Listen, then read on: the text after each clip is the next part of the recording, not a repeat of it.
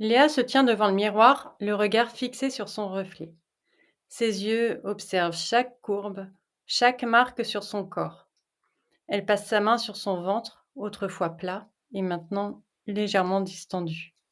Les vergetures parcourent sa peau comme des chemins argentés, mais aussi comme un rappel constant des changements qu'elle a vécus.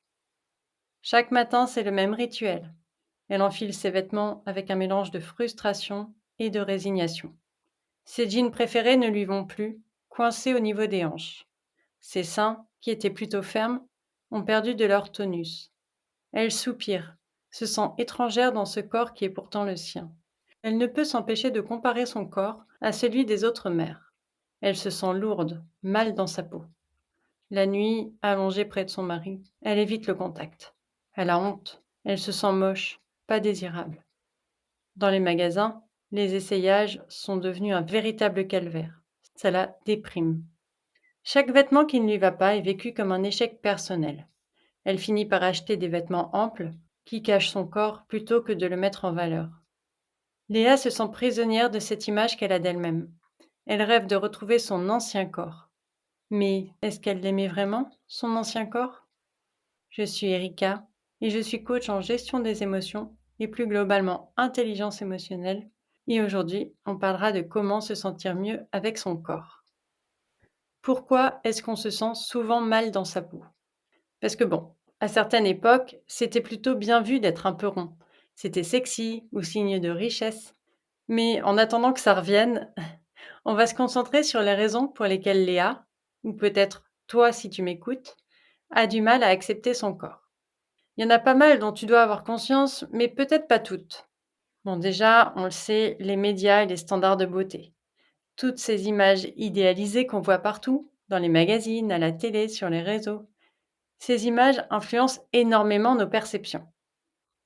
Le truc, c'est qu'on se compare à des modèles qui sont la plupart du temps retouchés. Et si ça peut miner notre estime de soi, c'est quand même dommage. Parce que, de base, ces photos ne reflètent pas la réalité. Je veux dire, même la personne qui est prise en photo, donc le modèle, le pseudo-idéal, il est retouché. Je sais pas, mais même pour le mannequin, ça doit ficher un coup de se dire qu'on n'est pas parfait, qu'on n'est pas assez parfait et qu'on doit nous retoucher. Enfin bref, c'est un autre sujet. Ensuite, il y a les critiques qui viennent de la famille. Ces commentaires sur notre apparence qu'on entend dès l'enfance. Des remarques comme tu devrais perdre du poids, ou tu es trop maigre, ou fais attention à tes fesses. Même si elles sont bien intentionnées, elles peuvent être marquantes. Ça me fait penser à ma mère qui me disait régulièrement: t'as un visage particulier. Alors, bon, ok, j'ai jamais su comment le prendre, mais tu te doutes bien que, par défaut, je le prenais plutôt mal. Donc j'ai grandi avec cette idée que j'avais un visage particulier. Ça démarre bien, hein. Après il y a les expériences traumatisantes, comme le harcèlement ou les moqueries sur notre physique. Et ça peut ancrer une perception négative de soi. Si tu as été moqué sur ton apparence, peut-être que ces souvenirs te hantent depuis des années. Et enfin, il y a les pressions culturelles et sociales. Les normes et les attentes sur ce à quoi un corps acceptable doit ressembler. On nous dit souvent que pour être beau ou belle, il faut correspondre à certains standards. Alors, ces standards varient selon les pays, selon les cultures, mais par chez nous, ça serait plutôt être mince, avoir une certaine taille, une certaine forme, une certaine couleur de cheveux, de peau, d'yeux, de yeux. Mais encore une fois, ils sont irréalistes et ils correspondent pas du tout à la diversité des corps humains, parce que chaque corps est unique et chaque corps est parfait à sa manière. Je pense toujours à Mark Darcy dans Bridget Jones qui dit Je t'aime tel que tu es. Ben, en fait, il faudrait qu'on puisse se dire ça à soi-même et pas attendre que ça vienne de quelqu'un d'autre. Et toi, quels commentaires ou quelles critiques ont marqué ta perception de toi-même? Comment ça a influencé ton image corporelle? Est-ce que tu y as déjà réfléchi à tout ça? Est-ce que tu saurais répondre?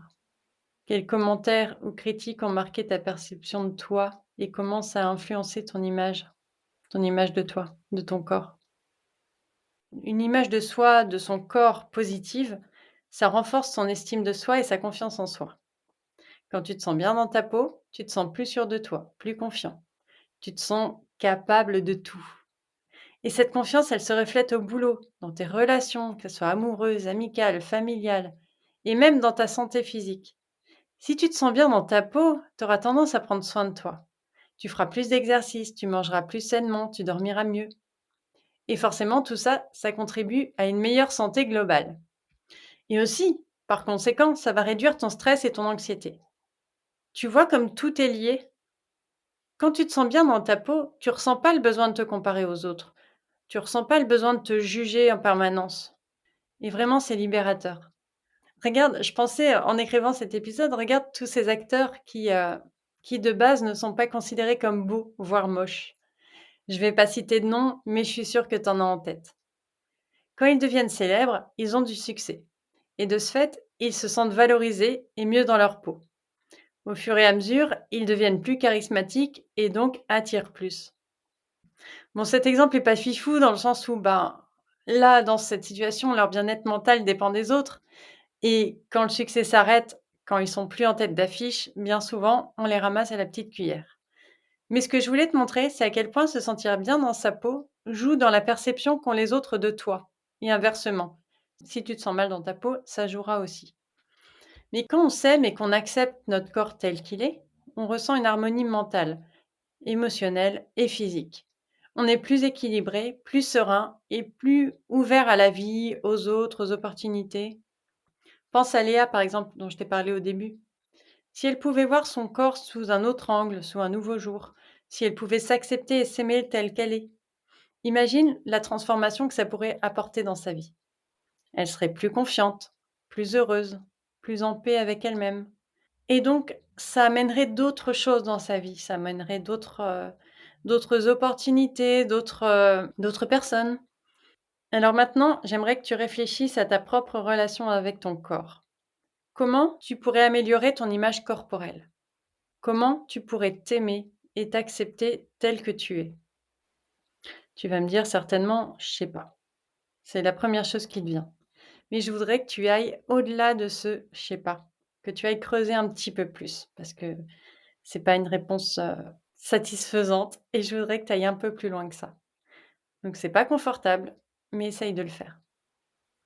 Bon, on va passer à la partie que tu attends, j'imagine, qui est comment améliorer ton image corporelle. Il y a plusieurs stratégies que tu peux adopter pour te sentir mieux dans ta peau. Il y a d'abord les stratégies mentales, c'est-à-dire par exemple remplacer les pensées négatives par des affirmations positives. Tu sais, c'est ces petites voix dans ta tête qui te disent que t'es pas assez bien, que ton corps est pas parfait. Ça, tu peux les remplacer par des pensées positives. Alors, je vais te donner quelques exemples pour que tu puisses mieux comprendre. Au lieu de dire je suis trop gros, dis-toi je suis en train de prendre soin de mon corps et je l'aime parce qu'il me porte chaque jour. Remplace je suis moche par je vais développer mon charisme. Alors, petite parenthèse, de mon point de vue, le charisme compte beaucoup plus que la beauté. Mais c'était une parenthèse, je la referme. Ces affirmations dont on vient de parler, elles t'aideront à te concentrer sur ce qui est bon et beau en toi, plutôt que de te focaliser sur ce que tu n'aimes pas. Ensuite, tout ce qui est physique. Bouger ton corps en le respectant.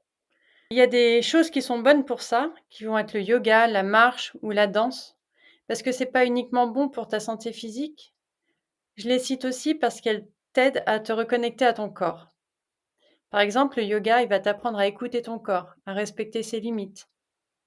La marche, ça va être une manière douce et agréable de bouger ton corps en profitant de l'air et de la nature. Et la danse, ça te permet de te lâcher, de te défouler, de te sentir libre et de t'amuser en bougeant ton corps. Est-ce que tu connais la danse libre? Heu, c'est en gros, pour te résumer, c'est tu mets de la musique et tu bouges dessus, pas pour faire beau, pas pour que ce soit esthétique ou rythmé, mais l'idée, c'est de bouger ton corps pour faire des mouvements qui lui font du bien. Si tu sens que tu as des tensions, tu peux faire certains mouvements pour libérer ces tensions. Donc ça peut être complètement, désordonné, pas coordonné du tout. Mais en fait, on s'en fout. L'idée, c'est que tu fasses des mouvements qui font du bien à ton corps. Tu le tords dans tous les sens, tu fais des gestes avec les bras, les pieds, enfin peu importe. Et l'idée, c'est que dans cette danse, au fur et à mesure, tu dénoues un peu tous les blocages, tous les nœuds dans ton corps et ça fait vraiment du bien. D'ailleurs, j'ai mis un petit audio dans ce livre dans mon programme, «S'accepter et oser prendre sa place». C'est un programme qui permet de travailler sur toutes les parties de l'estime de soi, donc la connaissance de soi, la confiance en soi, l'image de soi, qui est vraiment hyper complet pour repartir avec des bases solides et un vrai changement. C'est un programme qui dure de base de 6 à 8 semaines, mais tu peux le faire plus lentement ou plus rapidement, ça c'est toi qui vois, et qui te fait progresser l'équivalent de 6 à 8 mois de coaching en faisant plusieurs séances par mois. À partir d'aujourd'hui et jusque fin octobre, je t'offre 400 € en entrant le code podcast en majuscule sur la page de paiement. Je te mets le lien dans la description. Cet aparté fini, tu peux écrire régulièrement sur ce que tu ressens par rapport à ton corps. Note tes pensées négatives, essaye de comprendre d'où elles viennent, et ensuite remplace-les par des pensées positives comme on a vu tout à l'heure. Et le fait d'écrire permet de beaucoup plus l'ancrer que quand tu ne fais juste qu'y penser. Parce qu'il y a le lien entre le geste et le cerveau, la main, le fait de l'écrire, de le visualiser. Il y a tout un ensemble de choses qui fait qu'en fait, c'est beaucoup plus efficace. Et puis, tu peux aussi essayer une méditation de gratitude pour ton corps. Tu peux t'imaginer en train de remercier chaque partie de ton corps pour ce qu'elle fait pour toi. Remercier tes jambes qui te permettent de marcher, tes bras qui te permettent de porter des choses, ton cœur qui bat pour te garder en vie, ta bouche pour manger, tes yeux pour voir les fleurs, le soleil, la mer, peu importe ce qui compte pour toi. Alors, je te pose ces questions pour engager un peu le processus. Quelles sont les pensées négatives que tu as le plus souvent à propos de ton corps? Comment tu pourrais les remplacer? Quelle partie de ton corps tu apprécies le plus? Quelles émotions te traversent quand tu penses à ton corps? Comment peux-tu les accepter et les transformer en quelque chose de positif? Bon, maintenant, OK. Comment faire sur le long terme? Parce que c'est ça qui t'intéresse probablement. Le plus évident, peut-être que pour moi, mais ce qui me paraît le plus évident, c'est de sortir de la comparaison. Tu vas me dire: «C'est facile à dire». Mais l'idée, c'est d'adopter un mindset qui est centré sur l'amour de toi, l'amour de soi. Te concentrer dessus. Prends le temps de réfléchir à ce que tu aimes chez toi, de reconnaître tes qualités, tes forces et te dire que chaque personne est unique. Chaque personne a son propre parcours, son propre vécu. Tu n'as aucune personne qui a exactement le même vécu, le même parcours. Parce que même si c'était le cas, dans tous les cas, c'est pas vécu de l'intérieur de la même façon. Parce qu'on n'a pas tous le même caractère, parce qu'on n'a pas tous la même sensibilité et toi, tu as la tienne. Tu as des qualités, tu as des forces et réfléchis à ce que tu aimes chez toi. Ensuite, tu fais le tri. Ce que tu vois, ce que tu entends chaque jour, ça t'influence. Sur les réseaux, suis des comptes qui parlent, en bien évidemment, de la diversité culturelle, qui montrent des personnes de toute taille, de toute forme, de toute couleur. Déconnecte-toi des comptes qui te font sentir mal dans ta peau. Entoure-toi des personnes qui te soutiennent et qui t'apprécient pour qui tu es et pas pour ton apparence. Et enfin, pour travailler en profondeur sur ta relation avec ton corps, tu peux explorer des techniques plus profondes comme la thérapie clean, qui va t'aider à identifier et libérer les émotions négatives et aussi les blocages qui affectent ta perception de toi-même. Si c'est quelque chose qui te dit d'essayer, tu peux m'envoyer un message. Tu peux également essayer d'autres thérapies, que ça soit de la psychanalyse, que ça soit du je ne sais pas, n'importe quel autre, la sophro, du tout ce que tu veux en fait. Mais essaye de travailler cette relation avec ton corps. Alors, qu'est-ce que tu comptes mettre en place? Qu'est-ce que tu vas faire pour améliorer ta relation avec ton corps? Pour conclure cet épisode, je veux vraiment t'encourager à faire la paix avec ton corps, à être plus doux, douce avec toi-même. C'est tellement important de se traiter avec bienveillance et de reconnaître ce que notre corps accomplit, chaque jour. Il mérite de l'amour, il mérite du respect, ton corps. Et la relation avec son corps n'est pas quelque chose de facile. Apprendre à l'aimer, ça demande de la patience. Il y aura bien évidemment des moments de doute, des moments de découragement, mais tu peux vraiment transformer ta perception de toi-même. Alors, si tu veux travailler sur ton estime de toi plus globalement ou sur les émotions liées à la non-acceptation de ton corps, je suis là pour t'accompagner. Tu peux réserver un appel et on discutera ensemble de la meilleure solution pour toi. Je te remercie d'avoir écouté cet épisode. J'espère qu'il t'a inspiré, donné des outils pour améliorer la relation avec ton corps. Prends soin de toi, sois doux avec toi-même et je t'embrasse.